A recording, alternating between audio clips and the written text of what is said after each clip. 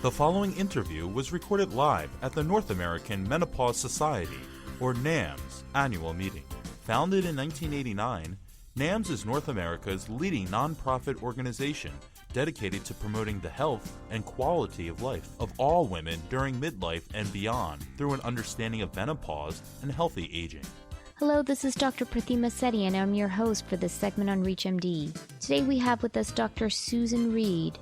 She is professor of the departments of obstetrics and gynecology and epidemiology, and she is the program director for the National Institute of Health-funded Women's Reproductive Health Research Program at the University of Washington.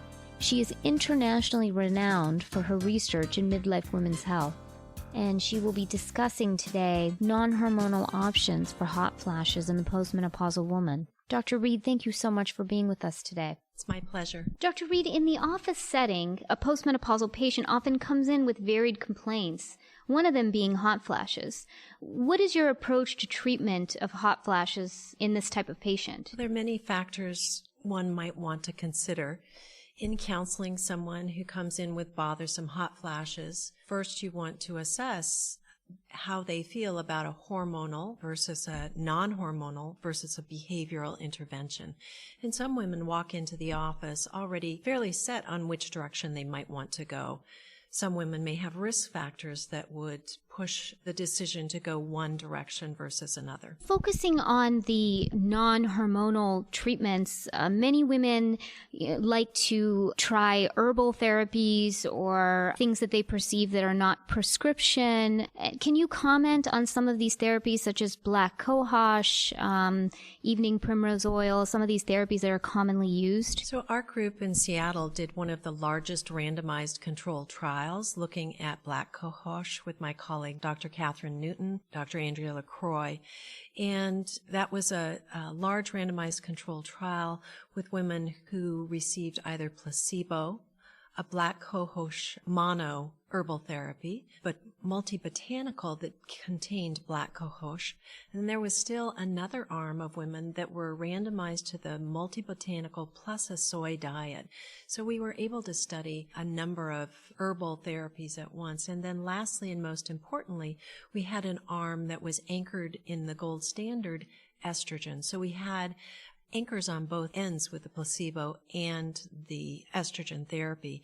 And what we found in that trial of around 350 women was that over 1 year intervention, the placebo group improved somewhat, but that improvement literally was exactly the same as all of our herbal therapies and the soy diet. And the only arm that had significant improvement was the estrogen group. So that was a huge disappointment to our group. It was a collaboration with Bastyr University, which is one of the largest naturopathic universities in the country. It was very rigorously done, blinded, and a product with QI and funded by the National Institutes of Health. So huge disappointment for certainly women in Seattle, Pacific Northwest, and perhaps women across the country. To my knowledge, there are no randomized controlled trials that have really evaluated things like evening primrose oil. And soy, I think, stay tuned here. We're seeing new data coming mainly out of Japan. Our group looked with Japanese colleagues at a product, a natural production of a product called Equal. And what we saw there is that only approximately 20% of American women naturally produce Equal. We did see a decrease in hot flashes among Equal producers in our study. And there are some studies in Asia now for a synthetic product of S-Equal that is looking quite promising. So, Dr. Reed, the patient who's on black cohosh and swears that they feel better, how do you counsel that patient and a patient that doesn't want to discontinue it? And also, are there any adverse side effects? So there have been rare reports of hepatic dysfunction or liver problems with black cohosh. These are usually contaminants and not necessarily due to the black cohosh itself. So for most of my patients, if they're getting herbal product through a fairly reputable company and they feel better, I think it's great. They're out a little bit of pocket money potentially for something else. But if they are feeling better and they think they're gaining benefit, in general, we think there's not much harm with these herbs. That's good to know. Let's move on to some of the prescription non-hormonal treatments for hot flashes. What's your first line of treatment, or does that depend on the patient? Well, it definitely depends on the patient. Some women who are having hot flashes and may have some mild mood disturbances, which are very common at midlife, we tend to use an SSRI or an SNRI. These products are a type of drug that is used for depression as well. But I tell all of my patients, although we call them antidepressants, it's actually a classification of drugs that changes blood neurotransmitters, serotonin and norepinephrine, that we are really seeing an effect. And in fact, if you use the doses most commonly used for depression, we don't see as good an effect. The low doses of these products seem to be the most effective for hot flashes. And in head-to-head trials that our group has done through the Miss Flash Menopause Network, Dr. Hadeen Jaffe and then also Dr. Ellen Freeman, we evaluated escitalopram and venlafaxine. Both of these were found to decrease hot flashes and statistically significant. And in addition, in Dr. Jaffe's study, there was a head-to-head of placebo, venlafaxine, and estradiol. And it appears that for low-dose estradiol, the venlafaxine effect is fairly comparable. Not quite as good, perhaps, but both statistically significant from placebo. If you are just tuning in, we are speaking with Dr. Susan Reed, and we are discussing non-hormonal options for hot flashes. I believe there's a new FDA-approved treatment, paroxetine. Can you comment on that or your experience with that drug? The new FDA-approved drug is paroxetine, which is an SSRI, one of the classes of drugs I've just mentioned. There's some nice old studies. Dr. Vered Stearns did some of the original work on this, published in 2005, I believe, in New England Journal of Medicine, that showed paroxetine 12.5 milligrams continued release was quite effective for hot flashes. The new product that is FDA approved is a 7.5 milligram product, but slightly different. It's paroxetine mesylate.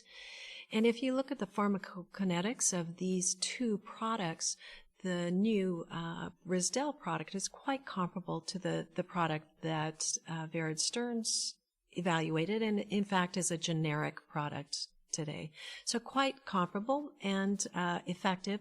Not a huge effect as far as if we were able to compare with estrogen. I would wager my bets would definitely be on estrogen if we ever did a head-to-head. What about some of the other options? Gabapentin comes to mind, as well as clonidine. Can you comment on some of the other drugs available? So gabapentin has pretty good studies to date. There was a very recent study by Dr. Joanne Pinkerton, published in 2014, look at gabapentin retentive gabapentin. And this is a longer acting gabapentin with quite potentially, and I think was demonstrated in this study, fewer side effects than we see with the immediate release formulation. Women commonly have difficulty with the immediate release gabapentin. It may cause drowsiness, a sense of fatigue, and somnolence. So I think the newer product is looking a little better in that respect, and that's a positive thing. These are commonly used for our breast cancer survivor patients. I use them commonly for my patients that have blood disorders such that they have an increased risk for clotting. So these are patients that you would definitely not want to use hormonal therapies. And can you comment on some of the common side effects that you see with some of these drugs and what practitioners out there should look out for? So if you look at the depression studies for the use of antidepressants, around 10% of patients will have a variety of side effects, most commonly gastrointestinal, which could include nausea, some bloating, sometimes diarrhea, and we see that more commonly in the SNRI category. Headaches, some sexual dysfunction, which actually is fairly rare but quite disturbing for patients. For the SNRIs, you have to be more aware of potential hypertension. Venlafaxine is a good example of that. The products that work fairly well for menopause tend not to cause weight gain, as we see with depression.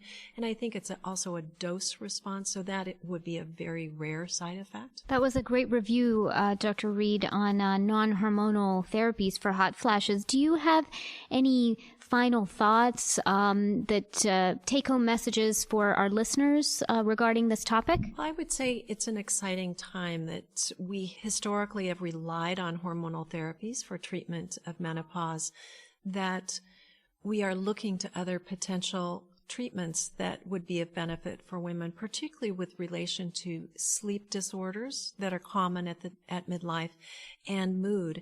And some of these SNRIs are quite effective for that. Quality of life was demonstrated to be improved for our studies with escitalopram and the venlafaxine. So that's pretty exciting news.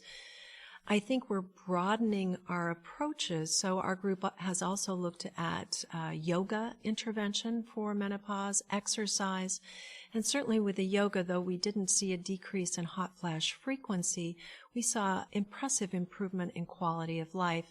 So I think exercise and these other modalities, behavioral interventions, are pretty exciting as we move forward to give women a full complement of options to treat midlife symptoms.